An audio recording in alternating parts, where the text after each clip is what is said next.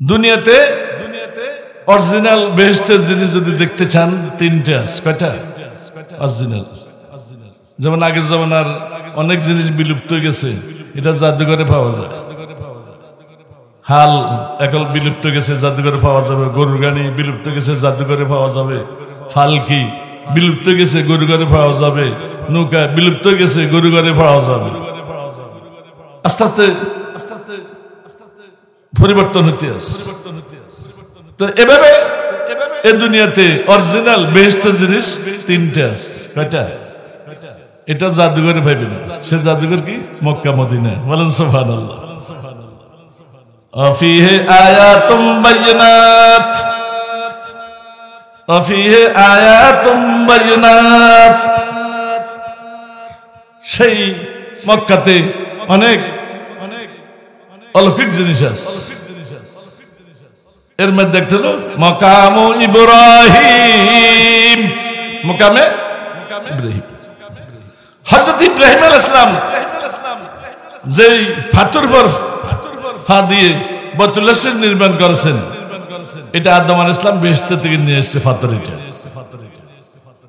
এটা এত আলো ছিল, সারা পৃথিবী আলোকিত হয়ে যায় এর আলোতে।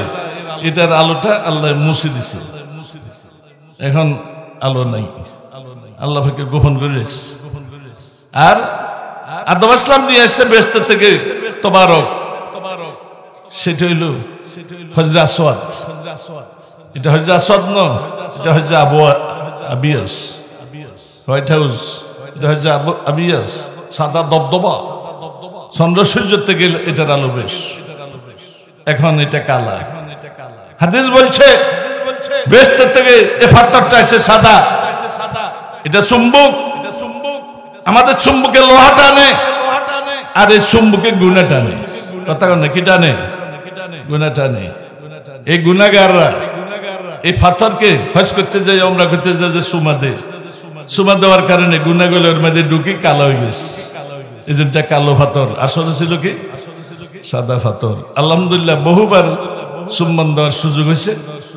এরপরে গত নভেম্বরেও আল্লাহ সেখানে নিয়েছে, সুম্মান দিতে পারি নাই, অনেক ভিড়, বুড়ো হয়ে গেছে, বুড়ো হয়ে গেছে।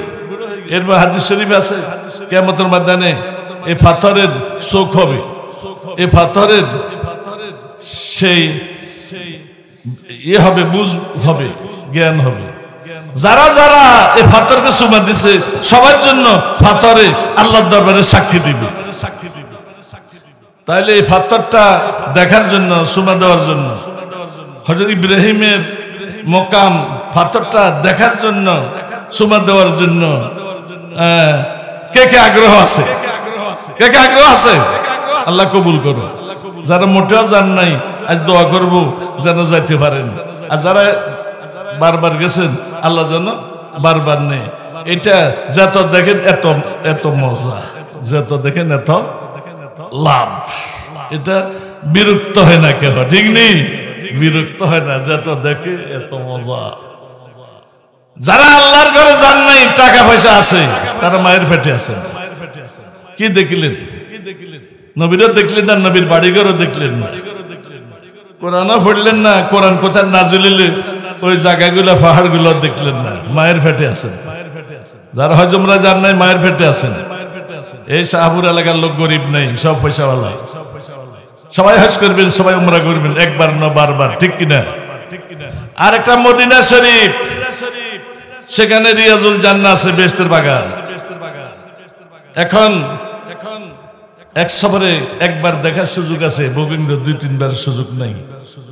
ফ্রি করে দিলে ভিড় হয়, এই জন্য যারা নতুন এরা সুযোগ পায় না, পুরানোয়ালারা সুযোগ পায়। সরকার এক সফরে মাত্র একবার সুযোগ দিয়েছে, বুকিং হয়, 2 বার হবে না। এর নাম রিয়াজুল জান্নাহ। কোথায় সেটা? মা বাইনা কবরি ও মিম্বরি রাউযাতুম মিন রিয়াজিল জান্নাহ। আমার কবর, নবীর কবর তো বিবি আয়েশার রুম, আমার কবর। আর আমি যেখানে খুতবা দিই, মিম্বর, সামান্য কিছু জায়গা, এই জায়গা বেহেশতের বাগান। সুবহানাল্লাহ। এটা বেহেশত থেকে আনা হইছে, এটা হয় যে আসাদের মতো মাকাম ইব্রাহিমের মতো উজ্জ্বল ছিল, এটা আলোটাকে আল্লাহ নিবে দিছে যেন এই দুনিয়ায় থাকি যেন আমরা বেস্তব্য করতে না, বেস্তব্য করবো আখেরাতে। এটা মসজিদে ওয়াইস। এই জন্য ওইখানে ইবাদত করা মানে বেহেশতে ইবাদত করা, ওইখানে বসা মানে বেহেশতে বসা। ওই জায়গার ইবাদতের মধ্যে আলাদা একটা শক্তি আছে, আলাদা একটা ইমানি শক্তি ওখানে বসতে লাগে। আল্লাহ বারবার দেখা। এই জন্য অরিজিনাল বেহেশতের তিনটা জিনিস, দুটা জিনিস মক্কাতে পাবেন, একটা মদিনাতে পাবেন। আর নকল বেহেশত বাংলার না পৃথিবীর আনাচে কানাচে আছে, অরিজিনালটা না, নকলটা। সেটা কি? মসজিদ, মাদ্রাসা, ওয়াজ মাহফিল। বলেন সুবহানাল্লাহ। ইজা মারাতুম বিরিয়াজিল জান্নাতে ফারতাও, বেহেশতের বাগান যখন ঘুরবা যাইবা তখন বাগানে ঢুকবা। সাহাবা কেরাম বলেন বেহেশতের বাগান কি? রাসূল বলেন রিয়াজুল জান্নাহ হেলাকুল জিকির, যেখানে আল্লাহর স্মরণ হয়, আল্লাহর ইবাদত হয়, এটা বেহেশতের বাগান। এই বাংলার জমিনে বেহেশতের বাগান, যত মাদ্রাসা আছে সব বেহেশতের বাগান। এখানে 24 ঘন্টা জিকির হয়, ঠিক নেই? এই বাংলার জমিনে পৃথিবীতে যত মসজিদ আছে এটা বেহেশতের বাগান, এখানে জিকির হয়। যত খানকা আছে সব বেহেশতের বাগান। এই যে ওয়াজ মাহফিল, তাফসীর মাহফিল, সিরাত মাহফিল, জিকির হয়েছে না? জিকির করছি না? লা ইলাহা ইল্লাল্লাহ জিকির করছি না? দুরূদ শরীফ পড়ছি না? বেহেশতের বাগান। বলেন সুবহানাল্লাহ। তবে এটা অরিজিনাল বেহেশতের বাগান নয়, এটা নকল বেহেশতের বাগান। নকল মানে কি? এখানে যারা বসবেন আল্লাহ তাআলা আপনাদেরকে বেহেশতের বাগান দান করবেন, এটার নাম হলো নকল বেহেশত। বুঝেন না? আসলটা সেটা, এটা নকল। নকলের দাম আছে। এখানে আসলে আল্লাহ তাআলা আখিরাতে কি দিবেন? বেহেশতের বাগান দিবেন। এই জন্য এটাকে বলেছে বেহেশতের বাগান। আমরা মক্কা যেতে পারি নাই, মদিনা যেতে পারি নাই, তবে ছায়া বেহেশতের বাগান বা নকল বেহেশতের বাগান, ওয়াজ মাহফিল, মসজিদ, মাদ্রাসা, খানকা, আলেম ওলামার দরবার। আচ্ছা, আমাদের বেহেশতের বাগান আসার সুযোগ হয়েছে। বলেন আলহামদুলিল্লাহ। আল্লাহ পাক কোরআনে বলতেছে উদুনি আস্তাজিব লাকুম, দোয়া করো আমি কবুল করব।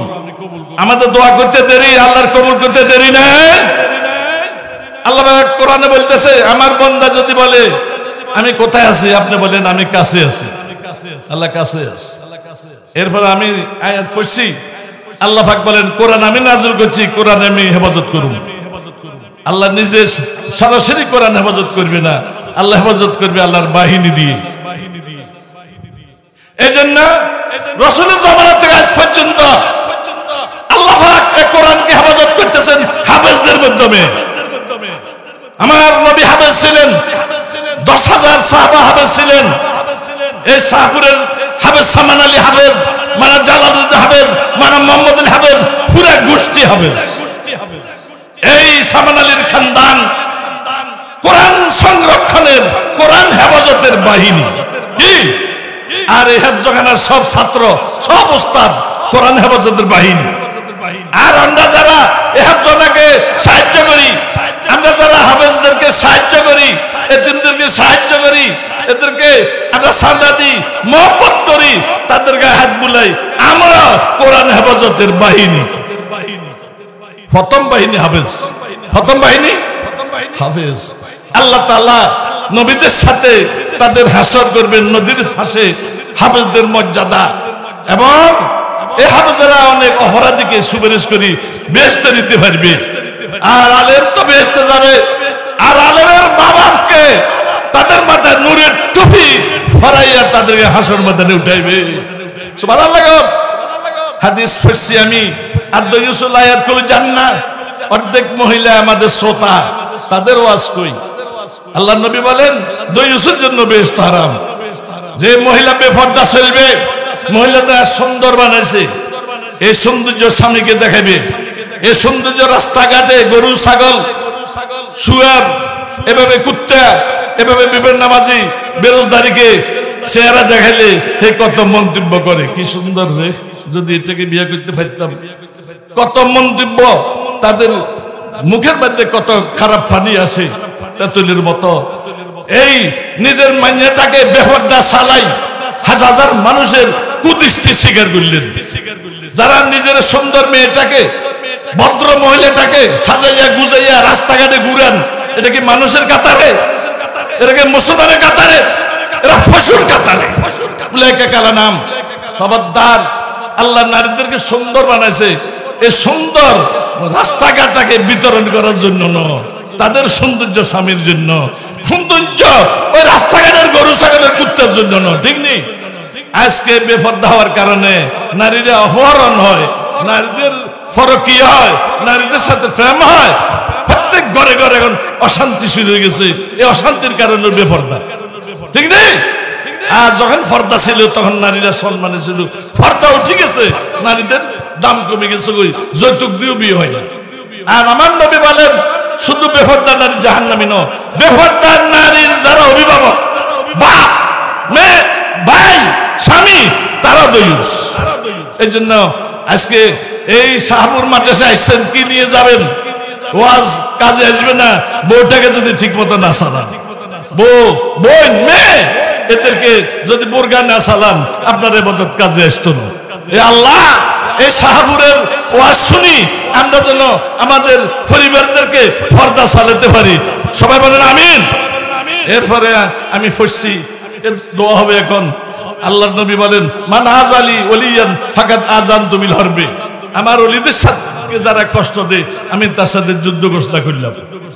এই জন্য যোগে যোগে নবীদের সাথে যারা বেয়াদবি করছে তারা ধ্বংস হয়ে গেছে। এখন আর নবী নাই, আসল নবীর ওয়ারিস। যারা নবীর ওয়ারিসের সাথে বেয়াদবি করবে, আল্লাহ তাদেরকে ধ্বংস করে দিবে। এই যে 5 তারিখে একটা দল ভাগি গেল, এটার কারণ কি? এটার কারণ এতদিন পর্যন্ত আলেমদেরকে তারা বিভিন্ন প্রকারের কষ্ট দিছে। এই আলেমদেরকে বলছে জঙ্গি, রাজাকার, পাকিস্তানি, ভোবেট, এবং মাদ্রাসাকে বলছে জঙ্গি তৈরির কারখানা। আমার সবাইকে বলছে তেতুল হুজুর, এবং নিরীহ আলেম ওলামাকে জেলে দিছে। আর মামুনুল হককে বলছে দর্শক। এভাবে আলেম ওলামাকে কষ্ট দেওয়ার কারণে আল্লাহ সহ্য হইল। আল্লাহ কয়, তোদেরকে এই দেশের থেকে আউট করে দিস, আউট করে দিস, ঠিক নেই? 1 সেকেন্ড লাগছে। একটার পর বাংলাদেশ, একটার আগ পর্যন্ত সব আওয়ামী লীগ, একটার পরে সব বিএনপি আর জামাতের হেফাজত। দেখছেন? একটার আগ পর্যন্ত সব দেশে বঙ্গবন্ধুর হাসিনা ছবি, একটার পরে সব ছবি জ্বালাই দিছে, সব মূর্তি ভাঙি পেয়েছে। শুধু ভাঙে না, মূর্তির উপরে পেশাব করে দিচ্ছে। ঠিক কিনা বলেন? আল্লাহ আছে না নাই? আল্লাহ আছে না নাই? আল্লাহর বিচার আছে না নাই? খবরদার, আলেম ওলামার সাথে বেয়াদবি করবেন, বেজ্জতি হয়ে যাবেন, ধ্বংস হয়ে যাবেন, নিফাত হয়ে যাবেন। এই ঘটনা থেকে আমরা যেন শিক্ষা নিই, কি নিই? আগামীতে আলেম ওলামার ইজ্জত রাখবেন, নাহলে পতন হয়ে যাবেন, পতন হয়ে যাবেন, পতন হয়ে যাবেন, ধ্বংস হয়ে যাবেন, ধ্বংস হয়ে যাবেন, ধ্বংস হয়ে যাবেন। আরেকটা হাদিস পড়ছি, শেষ। আত-তাইবু মিনাজ যামবি কামা লা যামবা লাহু। নবীদের কোনো গুনাহ নেই, আর অন্যদের ইচ্ছায় অনিচ্ছায় পাপ আছে। তো পাপ আছে, পাপ সাফও আছে। গায়ে ময়লা লাগলে, গোসল করলে ময়লা সেরে যায়। কাপড় মধ্যে ময়লা লাগলে, ধুইলে, ইস্ত্রি করলে কাপড় নতুন হয়ে যায়। আমরা যদি পাপ করি, গুনাহ করি, আল্লাহ পাক আমাদের পাপকে সাফ করার ব্যবস্থা রাখছে। গোসল করলে ময়লা যায়, সাবান দিয়ে কাপড় দিলে ময়লা যায়।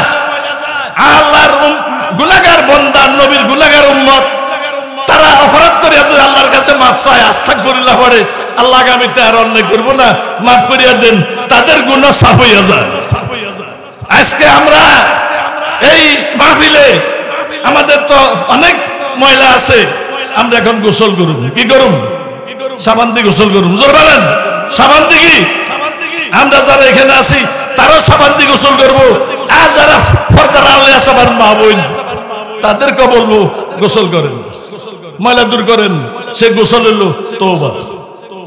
আর তাইবিনের জমে কামালা জামবালা, আমার নবী বলেন, যারা তওবা করলো, গোসল করলে যেরকম শরীর পাক, এর কাপড় দিলে যেরকম কাপড় পাক, তওবা করলে তোমার শরীর পাক। ইনশাআল্লাহ আমরা ফাঁক হইয়া এখান থেকে বিদায় নিব। ফাঁক হইয়া নামাজ পড়ি তোবারক নিয়ে। এই তোবারক বরকত নিয়ত করি খাইবেন, রোগ ভালো হয়ে যাবে। বলে সুবহানাল্লাহ। এটা আমার আপনার ঘরের তবারক, এটা এটা হাফেজের হেফজখানার আলেম ওলামার তৈরি দোয়া দুরুদের মাধ্যমে এটা ভাগ করা হয়েছে। এটা ঘরের খানা আর এই খানা এক না, এটা আকাশ পাতালের ব্যবধান আছে ঘরের খানা আর এই তবারকের। এই জন্য একটা 32-37 খাইবেন, অনেক রোগ ভালো হয়ে যাবে। আল্লাহ তাআলা আমাদেরকে যেন তওবা করার এবং তবারকটা মানে ভালো নিয়তে খাওয়ার তৌফিক দান করেন, বলল আমিন। এখন মুনাজাত হবে। আপনারা যাওয়ার সময় বাস্তব নারীদের ওয়াজ আমি বেশি করতে পারি নাই। একজন মুসলিম নারী কখন দাবি করতে পারবে মুসলিম মহিলা আমি হযরত আয়েশার দল, আমি হযরত ফাতেমার দল, আমি বিবি খাদিজার দল? এমনি কাল মুসলমান কইলে হবে না। মুসলিম নারী, মুসলিম নারী 350 পৃষ্ঠার কিতাব লিখছি আমি। মুসলিম নারী হইতে কি গুণের দরকার, তার স্বামী কেমন হইতে হবে, ভাই কেমন হইতে হবে, তার শিক্ষা কেমন হইতে হবে, এত গুণ থাকলে সে মুসলিম নারী। এমনি বললাম আমি মুসলিম নারী, বি ফাতেমার সাথে হযরত আয়েশার সাথে খুঁজতে বেহেশতে চলে যাবো, এত সহজ নয়। এত কি না, কাম করতে হবে। কি করতে হবে? কাম করতে হবে। এই কামের বয়ান আপনারা, আমি চলে যাব নামাজ পড়ার পরে রওনা দিব। এই বইটা মার্কেটে 250 টাকা দাম, এখানে 200 টাকা দাম। আপনারা ওই রুমে আছে, ছেলেদের থেকে নিয়ে যাবেন, আমি চলে যাব। মাত্র 200 টাকা দাম। বহু মহিলা আছে শিক্ষিত, এদের হাতে দিলে এটা পড়ি তারা হেদায়েত দিব। টাকা বড় কথা না, এলেম বড় কথা, এলেম জ্ঞান, এটা নিয়ে যাবেন। ওয়া আখিরু দাওয়ানা আলহামদুলিল্লাহি রাব্বিল আলামিন। ইস্তিগফার করেন। আস্তাগফিরুল্লাহ রাব্বি মিন কুল্লি যামবিন ওয়া আতুবু ইলাইহি লা হাওলা ওয়ালা কুওয়াতা ইল্লা বিল্লাহিল আলিয়্যিল আযীম। আয় আল্লাহ তাআলা, আমরা গুনাহগার পাপী, তোমার দরবারে ক্ষমা চাইতে আছি। আমাদের শিরক, কবিরা, সগীরা, জাহেরি, বাতিনি যত গুনাহ আছে আল্লাহ দয়া করে মাফ করে দেন। আল্লাহ আমরা ওয়াদা করতেছি আগামীতে আর জানিয়া শুনিয়া অপরাধ করব না। এরপরেও যদি ভুল হয়ে যায় আবার আমাদের মাফ করে দিবেন। এবারে তোলেন। এত টাকা খরচ করি একটা মাহফিল করলো, আজকে মাহফিলের সমাপ্তি। আলিব্রত বিল খাওয়াতিম, যার শেষ ভালো তার সব ভালো। এতক্ষণ পানি শেষে হয়েছে, এখন মাছ ধর হইতে আছে। এখন আপনারা যে শেষ পর্যন্ত আছেন, আপনারাই খাঁটি মুসল্লি, আপনারাই পুকুরের মাছ, আপনারাই গাছের ফল। আর যেগুলো সইলা গেছে এগুলো বেজাল। এগুলো কি আরো বলেন, এগুলো কি?